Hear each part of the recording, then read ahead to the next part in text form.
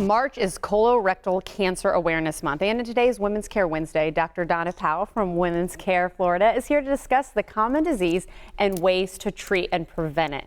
Even just saying that right there, I hate that you say common because I feel like we are seeing it more. How common is this type of cancer in this part of the body? Actually, colon cancer is very common. It's actually the third most common cancer in both women and men, and believe it or not, the second cause of death from cancer. It seems like when you do hear people get that diagnosis, it's often late in the cancer. You always hear it's like stage 3, stage 4, things like that. With that said, does that talk about then how important screening is? I would guess that would be the case. Absolutely. Even though this cancer is so common, it's actually one of the most preventable cancers with regular screening.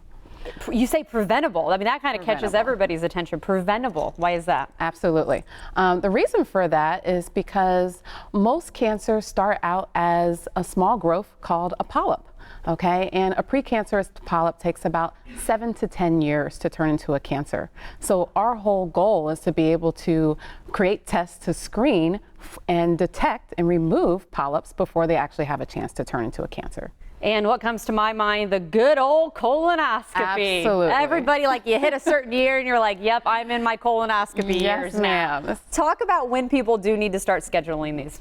So the majority of people need to start getting screened for colon cancer between the ages of 45 and 50.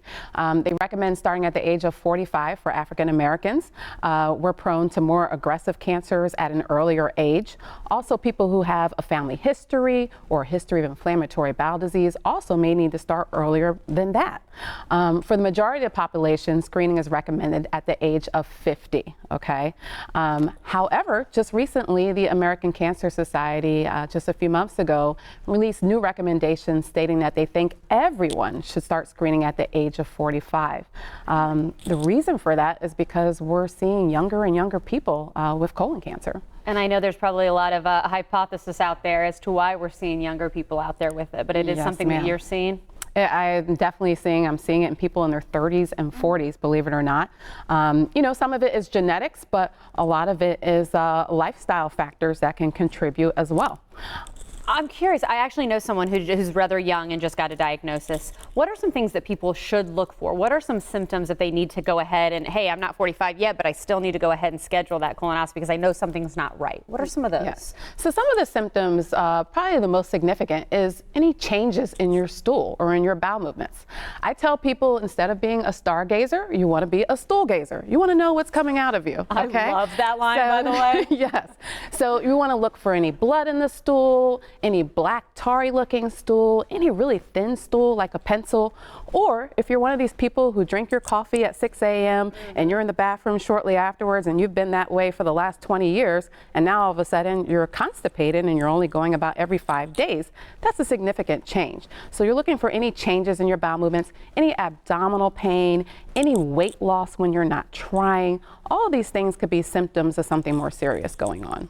Perhaps someone at home sitting watching, and you touched on genetics. Maybe they say, well, I don't have it in my family. I don't need to worry about it. What do you want to tell those people out there? So for those people, the genetics has to start somewhere, okay? You may be the first person in your family to start this thing off, okay? And for the majority of people, there are no symptoms when you have polyps in the colon.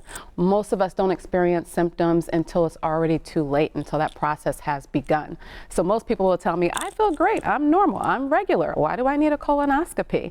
So the whole reason is we want to stop this process before it starts. If you have any polyps, we want to remove them before they have a chance to become a cancer. And that's where, kind of coming full circle, you said it is considered preventable because of the detection. Yes, ma'am. We have found that over the years, we have been able to decrease the rate of colon cancer by doing colonoscopies. However, it's still a big problem because we can't get people to do their screening colonoscopies on time or at all like they should. And you know what? I'm open. I've had colonoscopy already because of our genetics in my family. It's no big deal, people, right? It really isn't. It really isn't. And that's what I tell people. You know, it's one day out of your life where, okay, you may not be able to eat. You're going to be on clear liquids. You might be on the toilet for almost the whole night, okay? But the actual procedure, but you just take a nap. the actual procedure, you sleep, you have a great nap, you wake up, and you have the reassurance of knowing, you know, that you're protecting your future by preventing colon cancer. Again, I'm so glad that March, we're talking about this, we're creating awareness. I'm so glad that you joined us. If you want more information and want to think about getting a screening and want to talk more to Dr. Powell, just give her a call, visit the website. There's the information you see on your screen. Again, Dr. Powell, this has been so great. I don't think we can talk about it enough, but unfortunately we are out of time, so we have to talk about it. Thank you so much for having me, Natalie.